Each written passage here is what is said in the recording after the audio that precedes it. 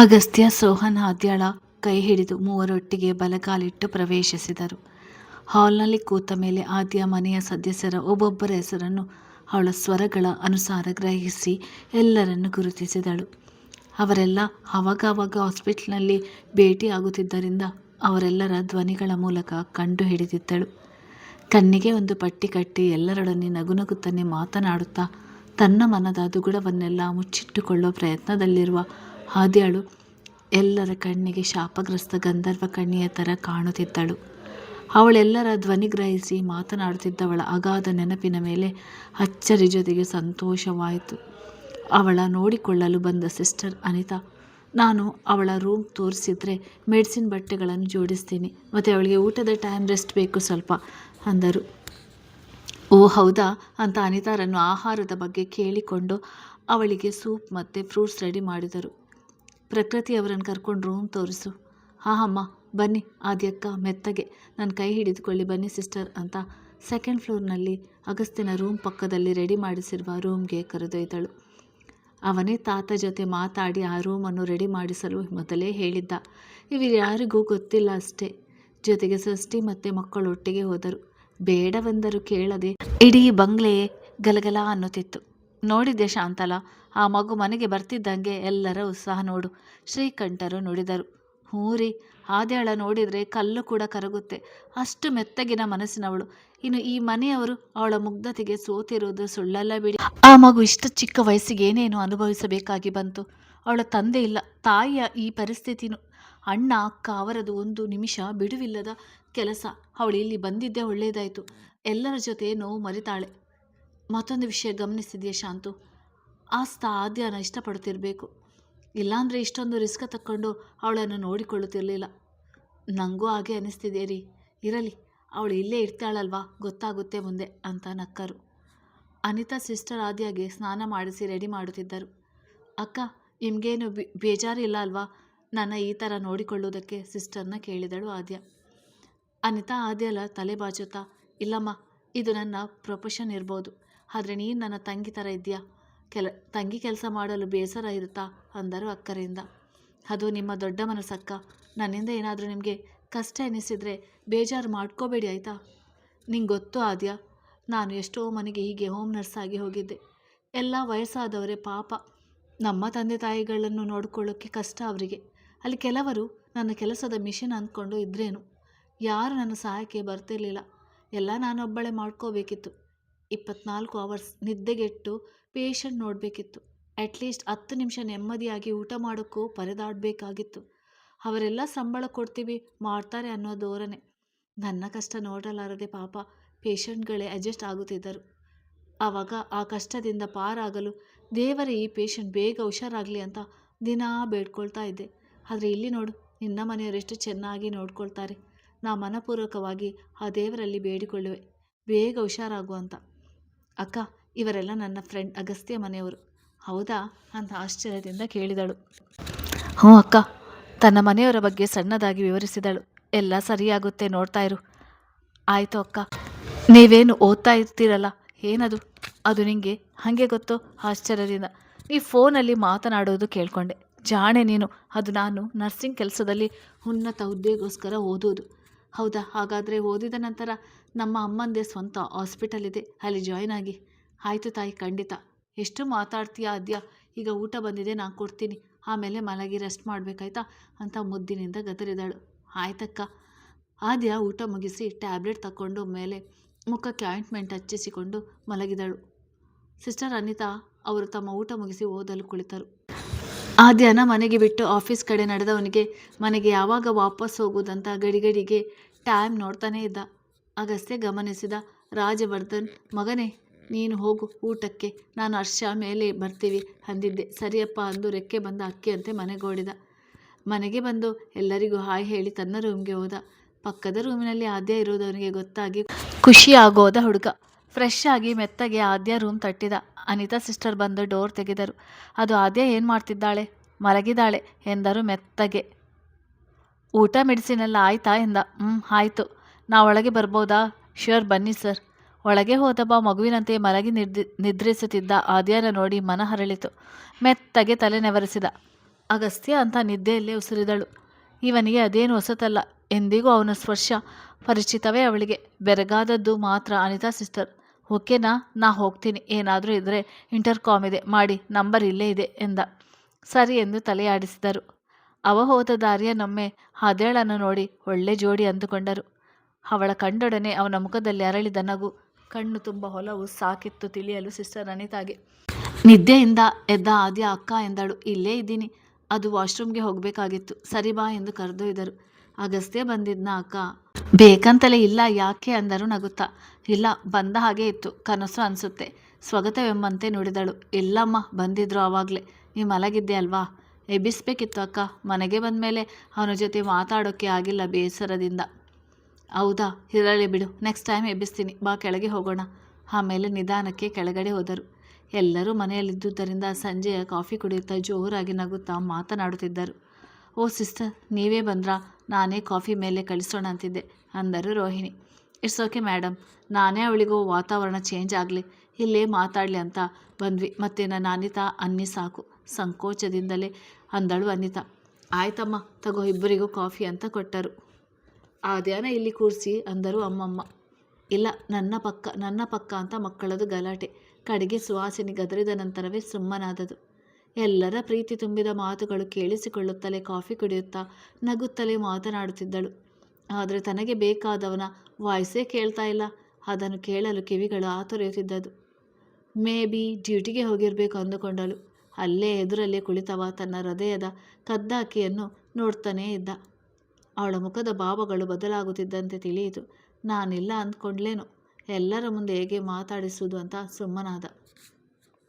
ಆದ್ಯಾಳಿಗೆ ನನ್ನ ಗೆಳೆಯ ಇಲ್ಲೇ ಇದ್ದಾನೆ ಅನ್ನೋ ಥರ ಭಾವನೆ.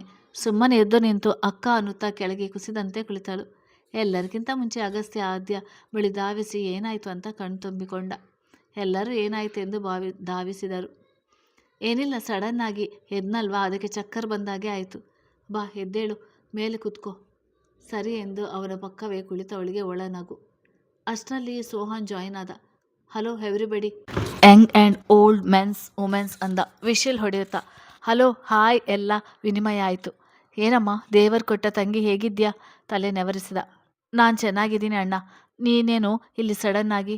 ಹಾಸ್ಪಿಟಲಲ್ಲಿ ಅಷ್ಟೊಂದು ಏನು ಕೆಲಸ ಇರಲಿಲ್ಲ, ಇಲ್ಲೊಂದು ಮುಖ್ಯವಾದ ಕೆಲಸ ಇತ್ತು ನೋಡುವ, ಅದಕ್ಕೆ ಬಂದೆ ಎಂದ ಷಷ್ಠಿನ ನೋಡುತ್ತಾ. ಅವಳು ಅಲ್ಲಿ ನಿಲ್ಲದೆ ಒಳ ಹೋದಳು. ಅದು ಇದು ಮಾತನಾಡುವಷ್ಟರಲ್ಲಿ ಷಷ್ಠಿಯ ಬ್ಲ್ಯಾಕ್ ಟೀ ಬಂತು. ಚಪ್ಪರಿಸ್ತಾ ಕುಡಿದವ ಥ್ಯಾಂಕ್ಸ್ ಅಂದ.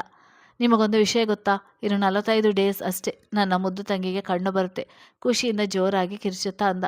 ಎಲ್ಲರೂ ಹೇ ಅಂತ ಜೋರಾಗಿ ಕಿರಿಚಿದರು. ಖುಷಿಯಿಂದ. ನಿಜನೇನೋ ಅಂತ ಅಗಸ್ತ್ಯ ಸೋಹನ್ ಭುಜ ಅಲುಗಾಡಿಸಿ ಕೇಳಿದ. ಎಸ್, ನನ್ನ ಮೇಲಾಣೆಗೂ ನಾನು ಆಫ್ಥಾಲಜಿಸ್ಟ್ ಹತ್ರ ಮಾತನಾಡಿದ್ದೀನಿ. ಹಾದಿಯಾಗಿ ಐ ಟ್ರಾನ್ಸ್ಪ್ಲೇಟ್ಗೆ ಯಾವ ಸಮಸ್ಯೆನೂ ಇಲ್ಲವಂತೆ. ಅವಳ ಕಣ್ಣಿನ ನರಗಳಿಗೆಲ್ಲ ಯಾವ ಡ್ಯಾಮೇಜ್ ಆಗಿಲ್ವಂತೆ. ಸೊ ಇನ್ನು 45 ಡೇಸ್ಗೆ ನಮ್ಮನ್ನೆಲ್ಲ ಆದ್ಯ ನೋಡ್ಬೋದು ಅಂತ ವಿತ್ ಎಕ್ಸ್ಪ್ರೆಷನ್ ಅರಚಿದ. ಖುಷಿ ತಡೆಯಲಾಗದೆ. ಅಣ್ಣ, ನೀನು ನಿಜ ಹೇಳ್ತಾ ಇದ್ದೀಯ ಅಣ್ಣ? ಉದ್ವೇಗದಿಂದ ಆದ್ಯ ಕೇಳಿದಳು. ಹ್ಞೂ ಪುಟ್ಟ, ಇದು ಸತ್ಯ. ಅಗಸ್ತ್ಯ ಎಲ್ಲಿದ್ದಿ? ಇಲ್ಲೇ ಇದ್ದೀನಿ ಅಂತ ಭುಜ ಬಳಸಿದ. ನನಗೆ ಕಣ್ಣು ಬರುತ್ತದೆ ಅಂತೆ ಅಣ್ಣ ಹೇಳ್ದ ಅಂದಳು ಬಿಕ್ಕುತ್ತಲೇ. ನೋನೋ, ಅಳ್ಬಾರ್ದು. ಇದಕ್ಕೇನು, ನಾವೆಲ್ಲ ಇಷ್ಟೊಂದು ಓದ್ತಾ ಇರೋದು ಅಂತ ಚಿಕ್ಕ ಮಕ್ಕಳಿಗೆ ಹೇಳುವಂತೆ ಹೇಳಿದಾಗ, ಇಲ್ಲ ನಾ ಅಳಲ್ಲ ನೋಡು, ನಗ್ತಾ ಇದ್ದೀನಿ ಅಂತ ನಕ್ಕಳು. Let's celebrate the best moment, hurray ಅಂತ ಪ್ರಕೃತಿ ಎಂದಳು. ಹೇ ಅಂತ ಎಲ್ಲರೂ ವಿನ್ನಿಂಗ್ ಸಿಂಬಲ್ ತೋರಿಸಿದಾಗ ಸೆಲ್ಫಿಗಳಿಗೆ ಎಲ್ಲರ ಮೊಬೈಲ್ ಅಲಂಕರಿಸಿತು. ಎಲ್ಲರ ಮುಂದೆ ಐಸ್ ಕ್ರೀಮ್, ಗುಲಾಬ್ ಜಾಮೂನ್, ರಸಗುಲ್ಲ ಅಂತಹ ಥರಥರದ ಸ್ವೀಟ್ ಎಲ್ಲ ಬಂತು. ತಮಗಿಷ್ಟವಾದ ಸಿಹಿನ ಸವಿದರು. ಶ್ರೀಕಂಠ ಪುರೋಹಿತ್ ಅವರು ತಮ್ಮ ಶಾಲ್ ಅಡ್ಡ ಇಟ್ಟುಕೊಂಡು 2 ಗುಲಾಬ್ ಜಾಮೂನ್ ತಿಂದರು. ಶಾಂತರರಿಗೆ ತಿಳಿದು ಖುಷಿಗೆ ರಸಗುಲ್ಲನೂ ತಿನ್ನಿಸಿದರು. ಲಡ್ಡು ಬಂದು ಬಾಯಿಗೆ ಬಿದ್ದಂತಾಗಿತ್ತು ಶ್ರೀಕಂಠರಿಗೆ. ಎಷ್ಟೋ ದಿನದಿಂದ ಅವರು ಡಯಾಬಿಟಿಸ್ ಅಂತ ಸಿಹಿಯನ್ನು ತಿಂದಿರಲಿಲ್ಲ. ಅಗಸ್ತ್ಯನು ಆದಿಯಾಗಿ ಐಸ್ ಕ್ರೀಮ್ ತಿನ್ನಿಸಿದ. ಅನಿತಾ ಅವರು 1-2 ಸ್ಪೂನ್ ಸಾಕೆಂದರು. ಕಪ್ ಪೂರ್ತಿ ತಿನ್ನಿಸ್ತಿದ್ದ. ಯಾರೂ ಗಮನಿಸಲಿಲ್ಲ ಎಂದು ಅವ ಅಂದುಕೊಂಡರು. ಮನೆಯವರೆಲ್ಲ ನೋಡದಂತಿದ್ದರು. ಅವರಾಗಲೇ ಅದ್ಯನ ಮೆಚ್ಚಿದ್ದರು. ಸೋಹನ್ ಮೆತ್ತಗೆ ಅಗಸ್ತ್ಯನ ಕಿವಿಯಲ್ಲಿ ಬಂದು, ಸರ್, ಆ್ಯಕ್ಚುಲಿ ಅನೌನ್ಸ್ ಆಗಿರೋದು ಆದ್ಯಾಗಿ ಐ ಟ್ರಾನ್ಸ್ಪ್ಲಾಂಟ್ ಅಂತ. ನಿಮ್ಮಿಬ್ಬರ ಮದುವೆ ಅಲ್ಲ ಅಂದಾಗ ಗೆಳೆಯನನ್ನು ಒಮ್ಮೆ ದುರದುರೆ ನೋಡಿದರೂ ಮುಖ ಕೆಂಪಾಯಿತು. ಆದ್ಯ, ಈಗ ನಾ ನಿಮ್ಮಿಬ್ಬರಿಗೆ ತಿನ್ನಿಸ್ತೀನಿ, ಇಲ್ಲಿ ಆ ಮಾಡಿ ಅಂದಾಗ ಇಬ್ಬರು ತಮ್ಮ ಬಾಯಿ ಓಪನ್ ಮಾಡಿ ಅವಳ ಮುಂದೆ ಮಕ್ಕಳಂತೆ ಕುಳಿತರು ಇಬ್ಬರು. ಉಳಿದ ಎಲ್ಲ ಮಕ್ಕಳು ನಂಗೆ ಅಂತ ಎಲ್ಲರೂ ಆ ಅನ್ನುತ್ತಾ ಬಂದರು. ಎಲ್ಲರಿಗೂ ತಿನ್ನಿಸಿ ಕೊನೆಗೆ ಆದ್ಯ ಕೈ ಮುಗಿದು ನಿಂತಾಗ ಶಾಂತಳರು ಅವಳ ಕೈ ಮಡಚಿ, ನೀನು ಈ ಮನೆ ಮಗಳೇ, ಮನೆಯವರಿಗೆ ಈ ಥರ ಕೈ ಮುಗಿದು ಧನ್ಯವಾದ ಹೇಳ್ತಾರೆ ಅಂತ ಆನೆಗೆ ಮುತ್ತನಿಟ್ಟರು. ಅವಳು ಅಮ್ಮಮ್ಮ ಅಂತ ಅಪ್ಪಿದಳು. ಎಲ್ಲರೂ ಹೃದಯ ಭಾರವಾಗಿತ್ತು ಆ ಕ್ಷಣಕ್ಕೆ. ದೊಡ್ಡವರೆಲ್ಲ ತಲೆ ನೆವರಿಸಿ ಆಶೀರ್ವಾದಿಸಿದರೆ ಚಿಕ್ಕವರೆಲ್ಲ ಅಪ್ಪಿಕೊಂಡು ಶುಭಾಶಯ ಕೋರಿದರು. ಅಗಸ್ತ್ಯ ಅಪ್ಪಲು ಹೋದಾಗ ಸೋಹನ್ಗೆ ಕೆಮ್ಮು ತಡೆಯಲಾಗಲಿಲ್ಲ. ಅದರಿಂದ ಅವ ಬರೀ ಕೈಕುಲುಕಿ ಭುಜಕ್ಕೆ ಭುಜ ತಾಗಿಸಿ ತನ್ನ ಸಂತೋಷ ವ್ಯಕ್ತಪಡಿಸಿದ. ಇವನಿಗೆ ಇದ್ದಕ್ಕಿದ್ದಾಗೆ ಏನಾಯಿತು, ಕೆಮ್ತಾನಲ್ಲ ಅಂತ ಹರ್ಷ ಮತ್ತು ರಾಜವರ್ಧನ್ ರವರು ಅಂದಾಗ, ಅದು ಅಮ್ಮಮ್ಮ ಖುಷಿಗೆ ಸ್ವೀಟ್ ಜಾಸ್ತಿ ತಿಂದೆ ಅಂದ. ಗೆಳೆಯನಿಗೆ ಹುಬ್ಬು ಹಾರಿಸಿದ, ಕಿಚಾಯಿಸಿದ. ನಿನಗಿದೆ ಆಮೇಲೆ ಅನ್ನುವಂತೆ ಅಗಸ್ತ್ಯ ಸೋಹನ್ಗೆ ಕೈ ತೋರಿಸಿದ. ಅಂತೂ ಎಲ್ಲರೂ ಖುಷಿಯಾದರು. ಆ ದಿನ ರಾತ್ರಿ ಮಲಗೋಕ್ಕೆ ಮುಂಚೆ ಆದ್ಯಾನ ಮಾತನಾಡಿಸಿಯೇ ಮಲಗಿದ. ಇತ್ತ ತನ್ನ ರೂಮಲ್ಲಿ ಮಲಗಿದವನಿಗೆ ಆದ್ಯಾನ ಮೊದಲ ಬಾರಿ ನೋಡಿದ ದಿನದಿಂದ ನಡೆದ ಪ್ರತಿಯೊಂದು ಸನ್ನಿವೇಶಗಳು ನೆನಪಾದವು. ನಾವು ಬರೀ ಟ್ರೀಟ್ಮೆಂಟ್ ವ್ಯವಸ್ಥೆ ಮಾಡಿದೆವು, ಆದರೆ ಅವಳು ಭಾಳ ಗಟ್ಟಿಗಿತ್ತಿ. ಎಷ್ಟೊಂದು ನೋವು ಅನುಭವಿಸಿದರೂ ಎಲ್ಲರೊಡನೆ ನಗುತ್ತಾ ಮಾತನಾಡ್ತಾಳೆ. ನಿಂಗೆ ಐ ಟ್ರಾನ್ಸ್ಪ್ಲಾಂಟ್ ಆದಮೇಲೆ ನೀ ಕಳೆದುಕೊಂಡ ಖುಷಿಯೆಲ್ಲ ವಾಪಸ್ ಸಿಗುವ ಹಾಗೆ ಮಾಡ್ತೀನಿ. Trust me. ನಿಂಗೆ ಗೊತ್ತಿಲ್ಲ ಆದ್ಯಾ, ನಿನ್ನನ್ನು ಎಷ್ಟು ಇಷ್ಟಪಡ್ತೀನಿ ಅಂತ. ದಯವಿಟ್ಟು ನನ್ನ ಬಿಟ್ಟು ಹೋಗಬೇಡ ಆಯಿತಾ. ನಿನ್ನ ಬಿಟ್ಟಿರುವ ಶಕ್ತಿ ನನಗಿಲ್ಲ. ನನ್ನ ಪ್ರಾಣ ನೀನು. Love you dear. ಮುದ್ದು ಮೊಬೈಲಲ್ಲಿದ್ದ ಅವಳ ಫೋಟೋಗೆ ಮುತ್ತಿಡುತ್ತಾನೆ. ಇತ್ತ ಆದ್ಯಾಗೆ ಬಿಕ್ಕಳಿಕೆ ಶುರು ಆಗ್ತದೆ. ಅಕ್ಕ ನೀರು ಕೊಡಿ, ಯಾರೋ ನೆನೆಸ್ಕೊಳ್ತಾ ಇದ್ದಾರೆ ಅನಿಸುತ್ತೆ. ಹಾಂ ಹೌದು, ಒಬ್ಬರು ತುಂಬಾ ನೆನೆಸ್ಕೊಂಡಿರುತ್ತಾರೆ. ಯಾರಕ್ಕ? ಇನ್ಯಾರು? ನಿನ್ನ ಫ್ರೆಂಡ್ ಅಗಸ್ತ್ಯ ಇರ್ಬೋದು. ಅವನಿಗೆ ನನ್ನ ಯೋಚನೆಯೇ ದಿನವೆಲ್ಲ ಅನ್ನುವಾಗ ಎದೆಯಲ್ಲಿ ಮಧುರ ಅನುಭೂತಿಯೊಂದು ನೆಲೆಸಿತ್ತು. ಲಕ್ಕಿ ಗರ್ಲ್ ನೀನು. ಎಸ್, ನಾನು ಲಕ್ಕಿನೇ. ಎಷ್ಟೊಂದು ಜನರ ಪ್ರೀತಿ ನೋಡಿ ನನಗೆ. ಓಕೆ, ಎಲ್ಲರನ್ನೂ ನೆನೆಸ್ಕೊಂಡು ಗುಡ್ ನೈಟ್ ಅಂದು ಮಲ್ಕೋ. ಸರಿಯಕ್ಕ, ಗುಡ್ ನೈಟ್ ಅಂತ ಹೊದ್ದು ಮಲಗಿದಳು. ಮರುದಿನ ಬೆಳಗಾಯಿತು. ಆದ್ಯಾನನ್ನು ಸ್ನಾನ ಮಾಡಿಸಿ ರೆಡಿ ಮಾಡಿದರು. ಮುಖಕ್ಕೆ ಯಾವ ಅಲಂಕಾರವೂ ಇಲ್ಲ, ಆದರೂ ನೋಡಿದ ಕೂಡಲೇ ಸೆಳೆಯುವ ಮುದ್ದು ಮುಖ. ಲಟಿಕೆ ತೆಗೆದರು ಅನಿತಾ. ಅಯ್ಯೋ, ಈ ಮುಖಕ್ಕೆ ಯಾಕೆ ಲಟಿಕೆ ಅಕ್ಕ? ನಿಮಗೆ ಗೊತ್ತಿಲ್ಲ ನೀನೆಷ್ಟು ಚಂದ ಇದ್ದೀಯಂತ. ಈಗಲೇ ಹೀಗೆ, ಮೊದಲು ಇನ್ನೇಗೆ ಇದ್ದೀಯೋ? ಆದ್ಯ ಬರಿದೇ ನಕ್ಕಳು. ನಂತರ ಕೆಳಗಡೆ ಕರೆದುಕೊಂಡು ಬಂದರು. ಅಲ್ಲಿ ಬೆಳಗಿನ ಪೂಜೆ ನಡೆಯುತ್ತಿತ್ತು. ಇವರು ಬಂದು ಕೈ ಮುಗಿದು ನಿಂತರು. ಪೂಜೆಯ ನಂತರ ಅಗಸ್ತ್ಯ ಎಲ್ಲರಿಗೂ ಮಂಗಳಾರತಿ ಕೊಟ್ಟು ಆದ್ಯಾಗೆ ತಾನೇ ಆರತಿ ತಕೊಂಡು ತಲೆ ನೆವರಿಸಿ ಹಣೆಗೆ ಕುಂಕುಮವಿಟ್ಟ. ಮನೆಯವರೆಲ್ಲ ಕೆಲವೊಂದು ನೋಡಿ ನೋಡದಂತಿರುತ್ತಿದ್ದವರ ಸೀನ್ಗಳಲ್ಲಿ ಇದು ಕೂಡ ಒಂದು. ಅದರಲ್ಲಿ ಆದ್ಯ ಈ ಮನೆಗೆ ಬಂದು ಸುಮಾರು 1 ತಿಂಗಳೇ ಕಳೆದಿತ್ತು. ದಿನಾ ಬೆಳಿಗ್ಗೆಯಿಂದ ರಾತ್ರಿ ತನಕ ಆದ್ಯನ ಜಪವೊಂದೇ. ಅಷ್ಟು ಹಚ್ಚಿಕೊಂಡಿದ್ದರು. ಇವಾಗ ನಾರ್ಮಲ್ ಆಗಿ ಊಟ ಕೊಡಲಾಗುತ್ತಿತ್ತು. ಮನೆಯವರು ಒಟ್ಟಿಗೆ ಕೂತಾಗ ಎಲ್ಲರ ಕೈತುತ್ತ ಅವಳ ಹೊಟ್ಟೆಗೆ ಸೇರುತ್ತಿತ್ತು. ಎಲ್ಲರೂ ಸ್ವತಃ ಊಟ ಮಾಡಲು ಬಿಡುತ್ತಲೇ ಇರಲಿಲ್ಲ. ಒಂದೊಂದು ಬಾರಿ ಗೊತ್ತಿಲ್ಲದೆ ಖಾರ ತಿನ್ನೋದು, ತಟ್ಟೆ ಎಲ್ಲಿದೆ ಅಂತ ತಡವರಿಸುವುದು ನೋಡಿ ಶ್ರೀಕಂಠರು.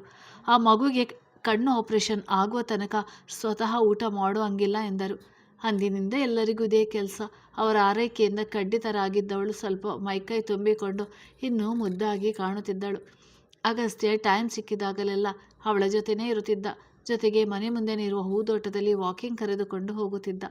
ಸೋಹನ್ ವಾರದಲ್ಲಿ ಹೆಚ್ಚಾಗಿ 3 ದಿನ ಇಲ್ಲೇ ಇರುತ್ತಿದ್ದ. ದೇವರು ಕೊಟ್ಟ ತಂಗಿಯಮ್ಮ ಅಂತ ಅವಳ ನಗಿಸುತ್ತಾ ಖುಷಿಯಾಗಿರುವಂತೆ ನೋಡಿಕೊಳ್ಳುತ್ತಿದ್ದ. ಇದರ ಮಧ್ಯೆ ಹಾಸ್ಪಿಟಲ್ಗೆ ಹೋಗಿ ಬರುತ್ತಿದ್ದರು. ಮುಖಕ್ಕೆ ಇಂಜೆಕ್ಷನ್ ತಗೊಂಡಾಗ ಒಮ್ಮೆ ಇದು ಮುಗಿದರೆ ಸಾಕಪ್ಪ ಅಂದುಕೊಳ್ಳುತ್ತಿದ್ದ ಅಗಸ್ತ್ಯ. ಒಂದೊಮ್ಮೆ ಆಶ್ಚರ್ಯವೊಂದು ನಡೆಯಿತು. ಅವತ್ತು ಡಾಕ್ಟರ್ ನರೇನ್ ರವರು ಬೆಳಿಗ್ಗೆ ಬಿಡುವಿಲ್ಲದೆ ಮಧ್ಯಾಹ್ನದ ನಂತರ ಚಿಕಿತ್ಸೆಗೆ ಬರ ಹೇಳಿದರು. ಅಲ್ಲಿಂದ ಮುಗಿಸಿ ಹೊರಡುವಾಗಲೇ ರಾತ್ರಿ 10 ಗಂಟೆಯಾಗಿತ್ತು. ಸಿಟಿಯಲ್ಲಿರುವ ಮೆಡಿಕಲಲ್ಲಿ ಅವಳ ಮೆಡಿಸಿನ್ ತಗೊಳ್ತಿದ್ದ ಅಗಸ್ತ್ಯ. ಆದ್ಯ, ಅನಿತಾ ಸಿಸ್ಟರ್ ಕಾರಲ್ಲೇ ಇದ್ದರು. ಮೆಡಿಕಲ್ ಸ್ಟಾಫ್ಗೆ ಏನೋ ಗೊತ್ತಾಗದೇ ಇದ್ದಾಗ ಅಗಸ್ತ್ಯ ಅನಿತಾರನ್ನು ಮೆಡಿಕಲ್ ಬಳಿ ಬರ ಹೇಳಿದ. ಅವರು ಆದ್ಯ ಹುಷಾರು, ಈಗ ಬರ್ತೀನಿ ಅಂದು ಹೇಳಿ ಹೋದರು. ಆದ್ಯ ಹೆದರಿಕೊಳ್ಳುತ್ತಾ ಕುಳಿತಳು. ಕಾರ್ ಲಾಕ್ ಆಗಿರಲಿಲ್ಲ. ಅಲ್ಲೇ ಪಕ್ಕದಲ್ಲಿರುವ ಪಬ್ ಆ್ಯಂಡ್ ಬಾರ್ನಲ್ಲಿ ಕುಡಿದ ಟೈಟ್ ಆದ ಅಸಾಮಿಗಳು ತಮ್ಮ ಕಾರೆಂದು ಬಂದಿದ್ದು ಅಗಸ್ತ್ಯ ಕಾರೆಡೆಗೆ. ಅವರ ಕಣ್ಣಿಗೆ ಆದ್ಯ ಬಿದ್ದಳು. ಅವರ ಅದೃಷ್ಟವೋ ಇಲ್ಲ ಇವಳ ದುರಾದೃಷ್ಟವೋ, ಗಾಡಿ ಬೇರೆ ಲಾಕ್ ಆಗಿರಲಿಲ್ಲ. ಡೋರ್ ತೆಗೆದವರಿಗೆ ಆದ್ಯ ನೋಡಿ, ಇದು ಯಾವುದೋ ಹಕ್ಕಿ ಕೂತಿದೆ ಮಗ ನಮ್ಮ ಕಾರಲ್ಲಿ, ಬಾರೆ ಅಂದ. ಹೊರಗೆ ಒಂದನೊಬ್ಬ. ಇವಳಿಗೆ ಕಾಣದೆ ಯಾರು ನೀವು? ಅಗಸ್ತ್ಯ ಎಲ್ಲಿ? ಹೆದರಿಕೊಳ್ಳುತ್ತಲೇ. ಅಷ್ಟರಲ್ಲಿ ಒಬ್ಬ ಕೈ ಹಿಡಿದೆಳೆದ. ಅಮ್ಮ ಯಾರು ನೀವು? ಕೈ ಬಿಡಿ ಅಮ್ಮ ಅಂತ ಅತ್ತಳು. ಮಗ ಇವಳಿಗೆ ಕಣ್ಣಿಲ್ಲ ಮಗ. ಹೌದೇನೋ, ಹಾಗಾದರೆ ಇದು ನಮ್ಮ ಕಾರ್ ಅಲ್ವಾ ಅಂದ ತೊದಲುತ್ತಲೇ. ಯಾರ ಕಾರಾದರೆ ಏನು ಮಗ? ನೋಡೋಕೆ ಗೊಂಬೆ ಥರ ಇದ್ದಾಳೆ.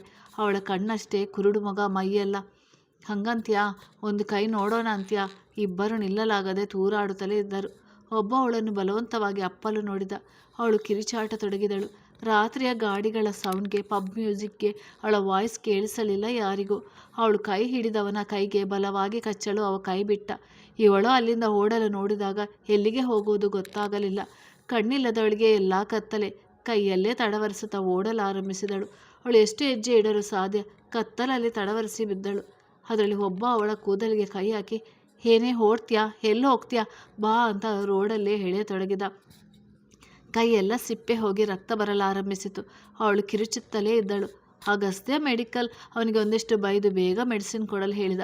ಕೈಗೆ ಮೆಡಿಸಿನ್ ಸಿಕ್ಕೊಡನೆ ತನ್ನ ಕೈಲಿದ್ದ ದುಡ್ಡು ಕೊಟ್ಟು ಚಿಲ್ಲರಿಗೂ ಕಾಯದೆ ಓಡೋಡಿ ಬಂದ.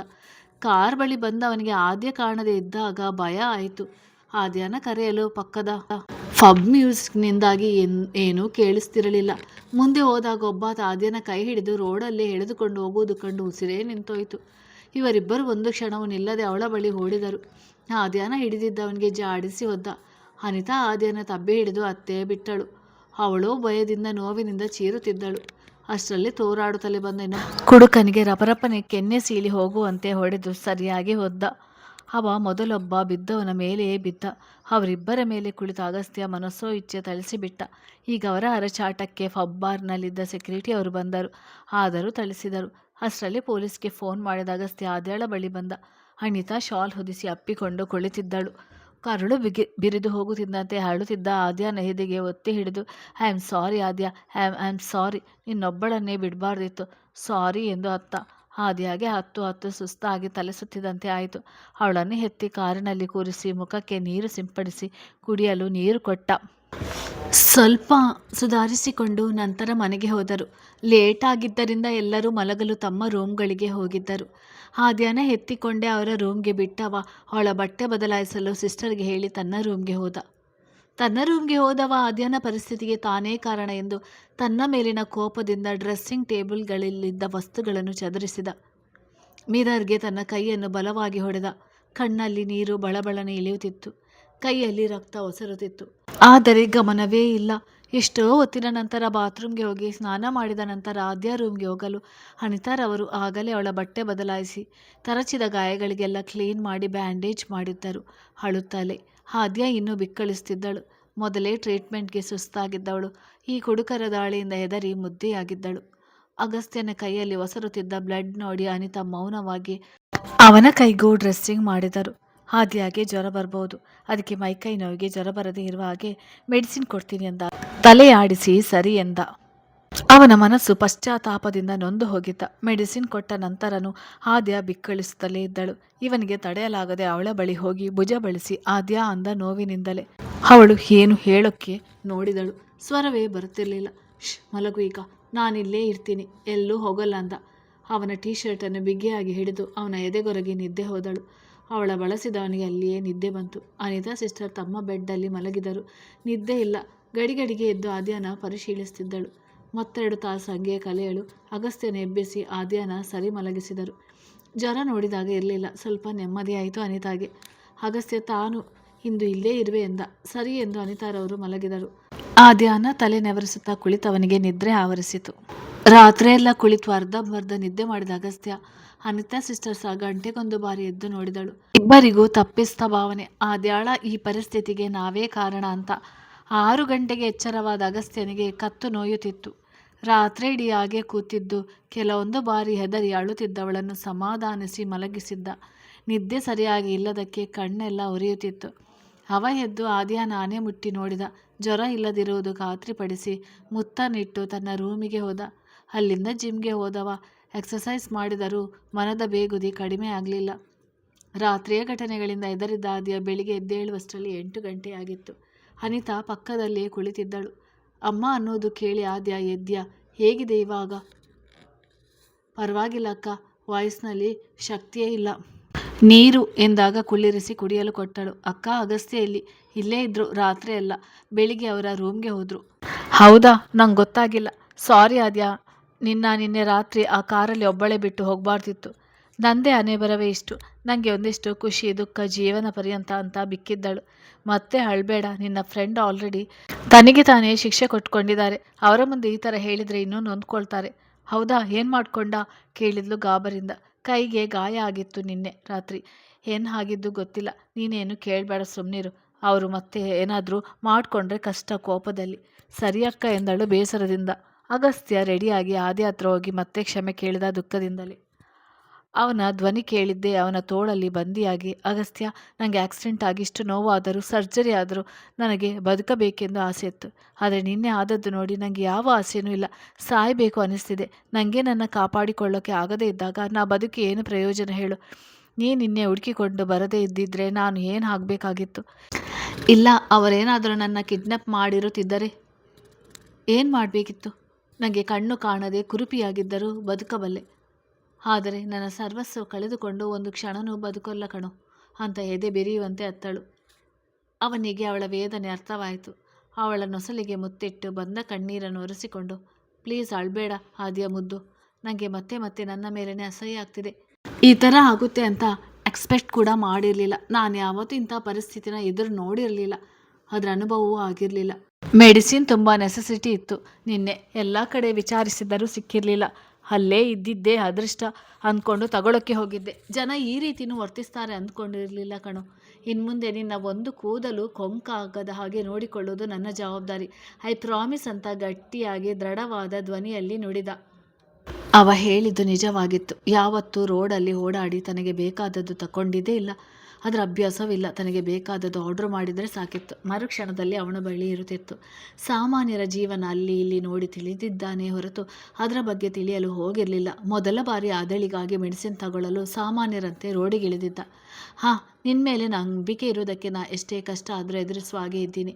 ನಾನು ಅಥದಷ್ಟೇ ಕಣೋ. ನನಗೆ ಜೀವನದಲ್ಲಿ ಸ್ವಲ್ಪ ಖುಷಿ ಸಿಕ್ಕಿದ್ರು ಅದರ ದುಪ್ಪಟ್ಟು ನೋವೇ ಇರುತ್ತೆ. ನನ್ನ ನಿಜವಾದ ಅಪ್ಪ ಅಮ್ಮ ಯಾರು ಅಂತಾನೆ ಗೊತ್ತಿಲ್ಲ. ಆರತಿ ಅಮ್ಮನಿಗೆ ಗೊತ್ತು. ನನಗೆ ಹಳೆಯದೆಲ್ಲ ನೆನಪಾದರೆ ಪ್ರಾಣಕ್ಕೆ ಅಪಾಯ ಅಂತ ಅವರು ಹೇಳ್ತಾ ಇಲ್ಲ. ನನಗೇನಾದರೂ ನೆನಪಾಗಿ ನನ್ನ ಅಪ್ಪ ಅಮ್ಮ ಜೊತೆಗೆ ಹೋದರೆ ನನ್ನ ಜೀವನಕ್ಕೆ ಅಪಾಯ ಅಂತೆ. ನನ್ನ ಸುತ್ತಮುತ್ತ ಇರೋರಿಗೆಲ್ಲ ನನ್ನಿಂದ ಸಮಸ್ಯೆನೇ ಅಂತ ಬಿಕ್ಕಳಿಸಿದಳು.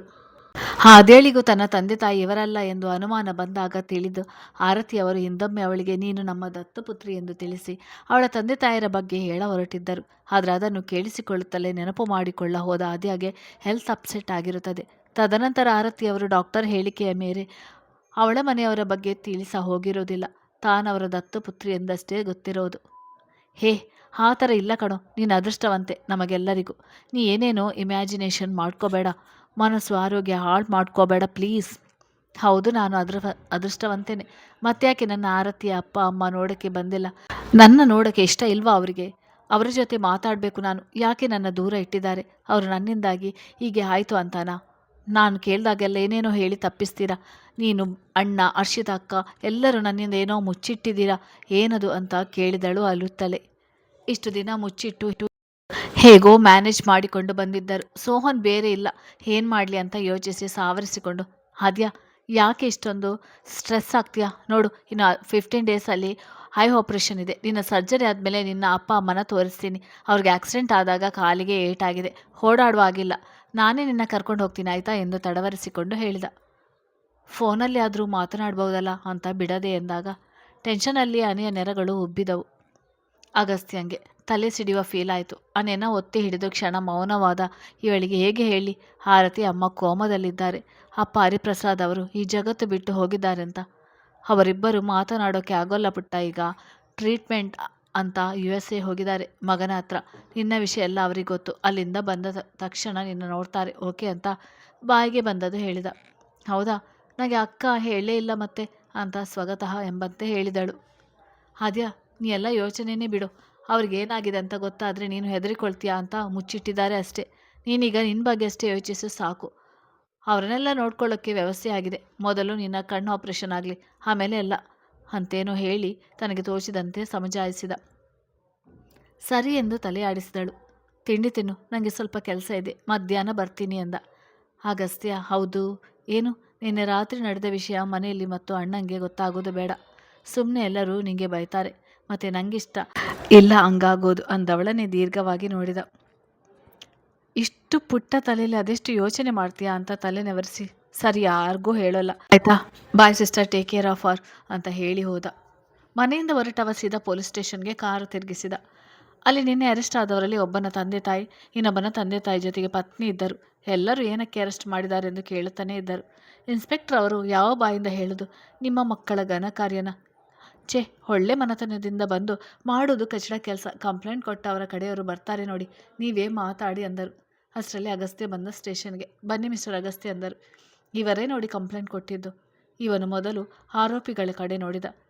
ಇವನೋ ರಾತ್ರಿನೇ ಹಣ್ಣುಗಾಯಿ ನೀರುಗಾಯಿ ಮಾಡಿದ್ದ. ಆಮೇಲೆ ಇನ್ಸ್ಪೆಕ್ಟರ್ ಸಹ ಚೆನ್ನಾಗಿ ಬೆಂಡೆತ್ತಿ ಏರೋಪ್ಲೇನ್ ಹತ್ತಿಸಿದ್ದರು. ಇನ್ನೇನೋ ಟಾಟಾ ಮಾಡಿ ಕಳಿಸೋದಷ್ಟೇ ಇದ್ದಂತಾಗಿತ್ತು. ಇವನಿಗೂ ಕೋಪ ಬಂದ ಅವರಿಬ್ಬರ ಕೆನ್ನಿಗೆ ರಪರಪನೆ ಬಾರಿಸಿದ.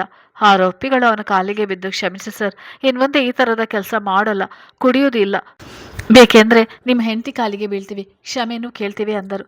ಅವರು ಆದ್ಯಾನ ಅವನ ಹೆಂಡತಿ ಅಂದುಕೊಂಡಿದ್ರು. ಅವರ ಪೇರೆಂಟ್ಸ್ ಕಡೆ ತಿರುಗಿ, ನಾನೇ ಕಂಪ್ಲೇಂಟ್ ಕೊಟ್ಟಿದ್ದು. ಏನಕ್ಕೆ ಅಂತ ನಿಮ್ಮ ಮಕ್ಕಳು ಹೇಳಿದ್ರಾ ಅಂತ ಕೇಳಿದ. ಹಾಂ, ಯಾರನ್ನೋ ರೇಗಿಸಿದ್ರಂತೆ, ಅದಕ್ಕೆ. ಅಷ್ಟೇನಾ ಹೇಳಿದ್ದು? ಇವನು ನಿಮ್ಮ ಮಗನ? ಇವನಿಗೆ ಅಕ್ಕ ಅಥವಾ ತಂಗಿ ಇದ್ದಾರಾ ಅಂತ ಅವರನ್ನು ಕೇಳಿದ. ಮತ್ತೆ ಹಾಂ, ಇದ್ದಾರೆ ಸರ್. ಮತ್ತೆ ಇನ್ನೊಬ್ಬರ ಹತ್ರ ತಿರುಗಿ, ನಿಮ್ಮ ಕಡೆ ಅಂದಾಗ, ನಾನು ಅವರ ಪತ್ನಿ, 3 ವರ್ಷದ ಹೆಣ್ಣು ಮಗುವಿದೆ ಸರ್. ಈಗ ಆರೋಪಿಗಳಡೆ ತಿರುಗಿ, ನಿಮ್ಮ ಮನೆಯಲ್ಲಿ ಅಮ್ಮ, ತಂಗಿ, ಹೆಂಡತಿ, ಮಗಳು ಇದ್ದಾರಲ್ವಾ? ಅದು ಹೇಗೆ ಇನ್ನೊಬ್ಬರ ಮನೆ ಮಗಳ ಮೇಲೆ ಕೈ ಹಾಕೋಕ್ಕೆ ಮನಸ್ಸು ಬಂತು? ಕುಡಿದ ಕೂಡಲೇ ಏನೂ ಗೊತ್ತಾಗಿಲ್ಲ ಅಂತ ಪೋಸ್ ಬೇರೆ.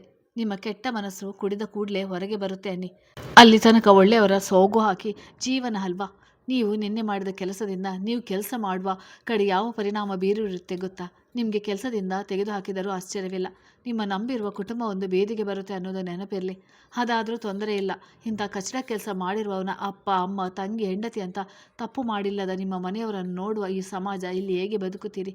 ನಿನ್ನೆ ನೀವು ಮಾಡಿರುವ ಕೆಟ್ಟ ನಡತೆಯಿಂದಾಗಿ ಒಂದು ಹೆಣ್ಣು ತನ್ನ ಜೀವನದ ದ್ವೇಷ ಮಾಡ್ತಾ ಇದ್ದಾಳೆ. ಒಂದು ಕಣ್ಣು ಕಾಣದ ಅಸಹಾಯಕ ಹೆಣ್ಣಿನ ಮೇಲೆ ನಿಮ್ಮ ಈ ಕೆಟ್ಟ ದೃಷ್ಟಿ ಬಿದ್ದಿದೆ. ನಾಚಿಕೆ ಆಗೋಲ್ವ ನಿಮಗೆ? ನಾಳೆ ನೀವು ಮಾಡಿರುವ ಕೆಲಸದಿಂದ ಆ ಪಾಪದ ಹೆಣ್ಣು ಮಗು ಕಣ್ಣೀರಿಟ್ಟಿರೋದು ನಿಮ್ಮ ಮನೆ ಹೆಣ್ಣು ಮಕ್ಕಳಿಗೆ ಶಾಪವಾಗಿ ತಗುಲುತ್ತದೆ. ಆದರೂ ನೀವು ನಿಮ್ಮ ಕಣ್ಣಾರೆನೇ ನೋಡಲು ಸಿಗ್ಬೋದು ಅನ್ನೋದು ನೆನಪಿರಲಿ. ನಿಮ್ಗೆ ಇಷ್ಟು ಹೇಳೋದಿತ್ತು, ಹೇಳಿದ್ದೀನಿ. ನಿಮ್ಮ ಮನೆಯವರು ಕ್ಷಮಿಸಿ ಕರೆದೊಯ್ದರೆ ಹೋಗಿ, ಮತ್ತೆ ನನ್ನ ಕಣ್ಮುಂದೆ ಕಾಣಿಸ್ಕೊಳ್ಬೇಡಿ. ಕಾಣಿಸಿದರೆ ಅಷ್ಟೇ ಮತ್ತೆ ಅಂತ ನುಡಿದು ಇನ್ಸ್ಪೆಕ್ಟರ್ ಕಡೆ ಬಂದು ಸಹಿ ಹಾಕುವ ಕಡೆ ಹೆಜ್ಜೆ ಹಾಕಿದ. ಅಷ್ಟರಲ್ಲಿ ಒಬ್ಬನ ತಂದೆ ತನ್ನ ಮಗನಿಗೆ ಕೆನ್ನೆಗೆ ಹೊಡೆದು, ಪಾಪಿ, ಯಾಕಾದರೂ ನಮ್ಮ ಹೊಟ್ಟೆಯಲ್ಲಿ ಹುಟ್ಟಿದ್ಯಾ? ನೀ ಹುಟ್ಟಿಲ್ಲದಿದ್ದರೂ ನೆಮ್ಮದಿಯಾಗಿ ನಾ ಕುಟುಂಬ ಸಾಗಿಸುವೆ. ನಿನ್ನಿಂದ ನನಗೆ ತಲೆ ಎತ್ತಿ ನಡೆಯದ ಹಾಗಾಯಿತು. ನಿನ್ನ ತಂಗಿಯನ್ನು ಅಲ್ಲ, ನನ್ನ ಮಗಳನ್ನು ನಾ ಮದುವೆ ಮಾಡಿಕೊಡ್ತೇನೆ. ನಿನ್ನ ಅವಶ್ಯಕತೆ ನಮಗಿಲ್ಲ. ಹೋಗಿ ಎಲ್ಲಾದರೂ ಸಾಯಿ. ಇದ್ದು ಯಾರ ಬದುಕು ಕತ್ತಲು ಮಾಡಬೇಡ. ನೀ ಇನ್ನು ನನ್ನ ಪಾಲಿಗೆ ಸತ್ತಂತೆ ಎಂದು ಉಗಿದರು. ಇನ್ನೊಬ್ಬನ ಪತ್ನಿಯಂತೂ, ಥೂ, ನಿಮ್ಮ ಜನ್ಮಕ್ಕೆ. ಮದುವೆಯಾಗಿ ಹೆಂಡತಿ, ಅದರಲ್ಲೂ ಒಂದು ಹೆಣ್ಣು ಮಗುವಿನ ತಂದೆಯಾಗಿ ಇಂಥ ಕೆಲಸ ಮಾಡಿದಿರಲ್ಲ, ನಾಚಿಕೆ ಆಗಲ್ವಾ? ನಿಮ್ಮನ್ನು ನಮ್ಮ ಮಗಳು ಹೀರೋ ರೇಂಜ್ಗೆ ಏರಿಸಿದಾಳಲ್ವಾ? ನೀವು ಇನ್ನು ಅವಳ ಪಾಲಿಗೆ ಇದ್ದು ಸತ್ತಂತೆ. ಛೇ, ನಾನಿವತ್ತೇ ಡೈವರ್ಸ್ಗೆ ಅಪ್ಲೈ ಮಾಡ್ತೇನೆ ಎಂದಾಗ ಆರೋಪಿಗಳಿಬ್ಬರು ತಮ್ಮವರ ಕಾಲ ಬಳಿ ಜೀವನವನ್ನು ಬೇಡುವುದು ಕಂಡ ಅಗಸ್ತ್ಯ ಉಣ್ಣಿಳಿದುದನ್ನು ಅವರ ಮನೆಯವರು ನೋಡಿ ಬುದ್ಧಿ ಕಲಿಸ್ತಾರೆ ಅನ್ನುತ್ತಾ ಸ್ಟೇಷನ್ ಇಂದ ಹೊರಬಂದವನು. ಅವರ ಆದ್ಯಾನ ನನ್ನ ಹೆಂಡತಿ ಅಂದ್ರಲ್ವಾ? ಇವತ್ತೆಲ್ಲ ನಾಳೆ ನನ್ನ ಹೆಂಡತಿ ಆಗುವವಳೆ ಅವಳು. ನನ್ನ ಲೈಫ್ ಅವಳ ಮುದ್ದು ಆದ್ಯ ಅಂತ ನಸುನಗುತ್ತಾ ತನ್ನ ಎದೆ ಸವರಿ ಕಾಲರ್ ಮೇಲೇರಿಸಿಕೊಂಡ. ಮನೆಯವರಿಗೆ ಆದ್ಯಳ ಗಾಯ ಕಂಡು ಅನುಮಾನ ಬಂದರು. ಎಲ್ಲರೂ ಜೊತೆಗಿರಬೇಕಾದ್ರೆ ಏನೂ ಸಮಸ್ಯೆ ಇರಲಿಕ್ಕಿಲ್ಲ. ಇದ್ದಿದ್ದರೂ ಅಗಸ್ತ್ಯ ಹೇಳುತ್ತಿದ್ದ ಅಂತ ಸುಮ್ಮನಿದ್ದರು. ಸೋಹಾನ್ ಕೂಡ ಬ್ಯುಸಿಯಾಗಿದ್ದ. 1 ವಾರ ಬರಲಾಗದೆ ಇದರಿಂದ ಯಾರಿಗೂ ತಿಳಿಯಲಿಲ್ಲ. ಇನ್ನೊಂದು ವಾರದಲ್ಲಿ ಆದ್ಯಾಗೆ ಕಣ್ಣು ಆಪರೇಷನ್. ಎಲ್ಲ ಮೆಡಿಕಲ್ ಟೆಸ್ಟ್ಗಳು ಆಗಿ ರೆಡಿ ಆದವು. ಅಗಸ್ತ್ಯ ಕೈಕಾಲು ನಿಂತಲ್ಲಿ ನಿಲ್ಲುವಂಗಿಲ್ಲ, ಕೂತಲ್ಲಿ ಕೂರುವಂಗಿಲ್ಲ ಅಂತ ಸಾಂಗ್ ಹೇಳ್ತಾ ಇದ್ದವು. ದಿನಕ್ಕೆ ಅದೆಷ್ಟು ಸಾರಿ ಸೋಹನ್ ತಲೆ ತಿಂತಿದ್ನೋ.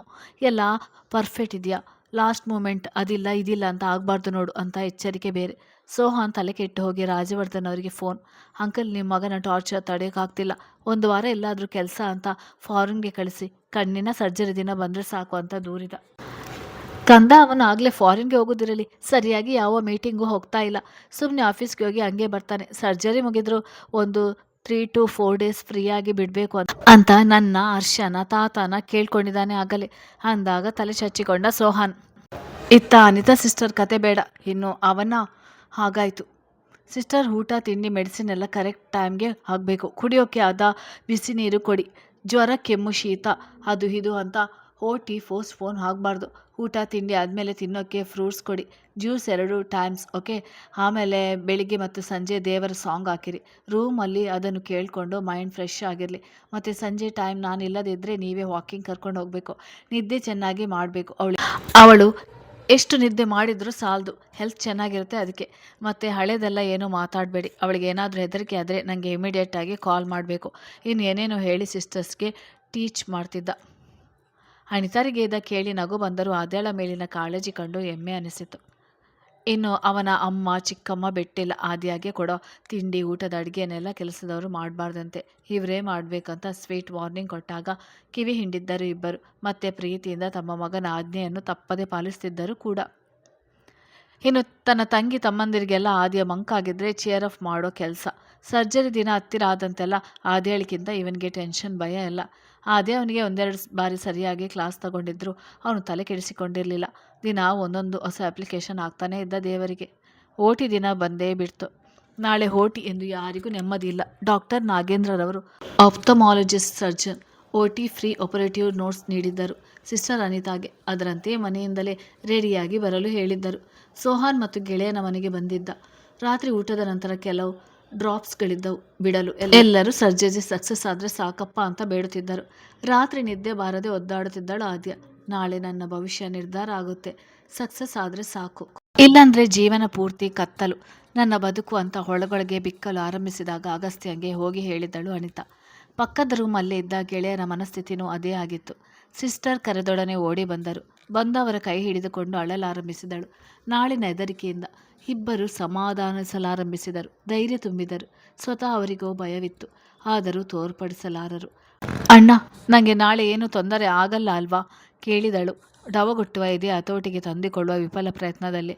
ಇಲ್ಲ ಕಣೋ, ಅದನ್ನು ಮನಸ್ಸಿನಿಂದ ತೆಗೆದುಹಾಕು. ಫಸ್ಟ್ ಡಾಕ್ಟರ್ 100% ಭರವಸೆ ಕೊಟ್ಟಿದ್ದಾರೆ ಸಕ್ಸಸ್ ಆಗುತ್ತೆ ಅಂತ.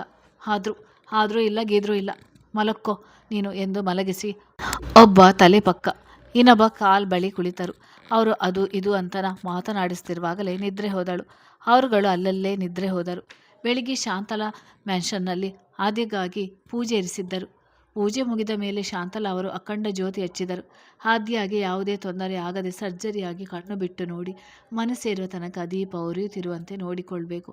ಎಲ್ಲರೂ ಆದ್ಯಳಿಗಾಗಿ ಮನಪೂರ್ವಕವಾಗಿ ಮನಸಾರೆ ಪ್ರಾರ್ಥಿಸಿದರು. ಅನಿತಾ ಸಿಸ್ಟರ್ 2 ಜಡೆಯನ್ನು ಹಾಕಿ ಬ್ಯಾಂಡಲ್ಲಿ ಬಂಧಿಸಿದರು. ಕೂದಲನ್ನು ಸರ್ಜರಿಗೆ ಅಡಚಣೆಯಾಗಬಾರದೆಂದು. ಬೆಳಿಗ್ಗೆ ಬೇಗ ಲೈಟ್ ಆಗಿ ಬ್ರೇಕ್ಫಾಸ್ಟ್ ಮಾಡಲು ಹೇಳಿದ್ದರು. ನಂತರ ಖಾಲಿ ಹೊಟ್ಟೆಯಲ್ಲಿರಲು ಸೂಚಿಸಿದ್ದರು.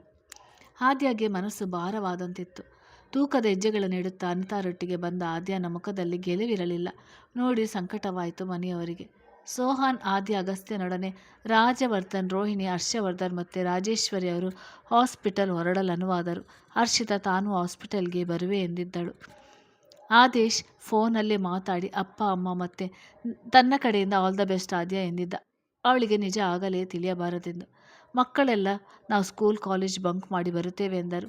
ಶಾಂತಲರು ಗದರಿ ಸಂಜೆ ಹೋಗೋಣ ಎಂದಮೇಲೆ ಸಮ್ಮನಾದರು. ತಂಗಿಯ ನಡುಗುವ ಕೈಯನ್ನು ಹಿಡಿದುಕೊಂಡೇ ಇದ್ದ ಸೋಹಾನ್. ಅಣ್ಣ, ಓಟಿಯಲ್ಲಿ ನನ್ನ ಜೊತೆ ಬರ್ತೀಯಾ ಅಲ್ವಾ ಕೇಳಿದಳು ನಗದೊಮ್ಮೆ. ಅದೆಷ್ಟು ಬಾರಿ ಕೇಳಿದಳೋ ಅದೆಷ್ಟು ಬಾರಿ ಹೂ ಅಂದಿದ್ದಾನೋ. ಈಗಲೂ ಹೂ ಅಂದಮೇಲೆ ಸುಮ್ಮನಾಗಿದ್ದು. ದೇವರೇ, ಆದ್ಯ ಮತ್ತೆ ಬರಬೇಕಾದ್ರೆ ಅವಳ ಬಾಳಿನಿಂದ ಕತ್ತಲು ತೊಳಗಿ ಬೆಳಕು ಇರಲಿ ಅಂತ ಶ್ರೀಕಂಠರು ತಮ್ಮ ಮನೆ ದೇವರು ಆರಾಧ್ಯದೇವ ಶ್ರೀ ಮಂಜುನಾಥ ಸ್ವಾಮಿಯಲ್ಲಿ ಪ್ರಾರ್ಥಿಸಿದರು. ಅಲ್ಲಿಂದ ಕಾರಿನಲ್ಲಿ ಹಾಸ್ಪಿಟಲ್ನತ್ತ ಪ್ರಯಾಣಿಸಿದರು. ಹಾಸ್ಪಿಟಲ್ ಬಂತು. ಇಳಿ ಆದ್ಯ ಅಂದರು ರೋಹಿಣಿಯವರು ಮೆಲುವಾಗಿ. ಮೆತ್ತನೆ ಇಳಿದಾಗ ಕರೆದುಕೊಂಡು ಒಳ ಹೋದವರು. ಅಗಸ್ತ್ಯ ಅಂತೂ ಒಳಗೊಳಗೆ ಬೆವರುತ್ತಿದ್ದ. ಎದುರಿಗೆ ನಾರ್ಮಲ್ ಆಗಿರಲು ಪ್ರಯತ್ನಿಸಿದರು. ಅವನ ವಿಫಲ ಯತ್ನ ಎಲ್ಲರಿಗೂ ಗೊತ್ತಾಗಿತ್ತು. ಸೋಹನ್ ಕಣ್ಣಲ್ಲೇ ಸಮಾಧಾನಿಸಲು ಅಪ್ಪ ಅಮ್ಮ ಭುಜ ಬಳಸಿ ಸಮಾಧಾನಿಸಿದರು. ಅವರಿಗೂ ಗೊತ್ತು ಮಗ ಎಷ್ಟು ಕಷ್ಟಪಟ್ಟಿದ್ದಾನೆ ಇಲ್ಲಿಯ ತನಕ ಎಂದು. ಹರ್ಷಿತನು ಕಾವಿಲೊಡನೆ ಬಂದಿದ್ದಳು. ಅವರು ಆದ್ಯಾಗೆ ಧೈರ್ಯ ತುಂಬಿದರು. ಓಟಿ ಫ್ರೀ ಆಫ್ ಫಾರ್ಮಾಲಿಟೀಸ್ ಎಲ್ಲ ಮುಗಿಸಿ ಆದ್ಯ ಒಳಗಡೆ ಕರೆದೊಯ್ಯಲು ಅನುವಾದರು. ಸೋಹಾನ್ ಕೂಡ ಅನುಮತಿಯ ಮೇರೆಗೆ ಒಳ ಹೋಗಲು ರೆಡಿಯಾಗಿ ಬಂದ. ಎಲ್ಲರೂ ಅವಳ ಬಳಿ ಬಂದು ಹೋದರು. ಅಗಸ್ತ್ಯ ಮಾತ್ರ ಹಿಂದೆ ಇದ್ದ. ಅವನು ಧೈರ್ಯದ ಮಾತಿಲ್ಲದೆ ಹೇಗೆ ಹೋಗುವಳು ಅವಳು.